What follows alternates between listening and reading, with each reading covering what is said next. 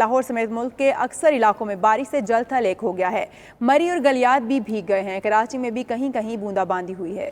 بارشوں کا سلسلہ چند روز تک ملک بھر میں جاری رہے گا۔ تفصیلات اس رپورٹ میں دیکھیے۔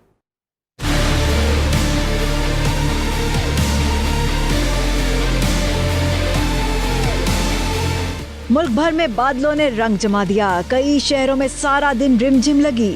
لاہور، راولپنڈی، سرگودا، گجرانوالہ، فیصل آباد، جھنگ، ساہیوال، راجن پور، ڈی جی خان، ملتان، خانیوال، بہاولپور، بہاول نگر، رحیم یار خان اور مری میں گرج چمک کے ساتھ بارش، چند مقامات پر یالہ باری بھی ہوئی۔ چکوال، شیخوپورہ، ناروال، حسن ابدال، پھالیاں، پتوں کی، کاموں کی، اوکاڑا، رینالہ خرد، شکر گڑھ، حافظ آباد میں بارش، گجرات میں چھت گر گئی، بچی جاں بحق، ماں 3 بچوں سمیت زخمی، جیلوں میں بجلی گرنے سے نوجوان دم توڑ گیا۔ کراچی، حیدرآباد، میرپور خاص، سانگڑ، عمر کوٹ، بدین، ٹھٹھہ، شکارپور اور نواب شاہ میں کہیں کہیں بارش ہوئی۔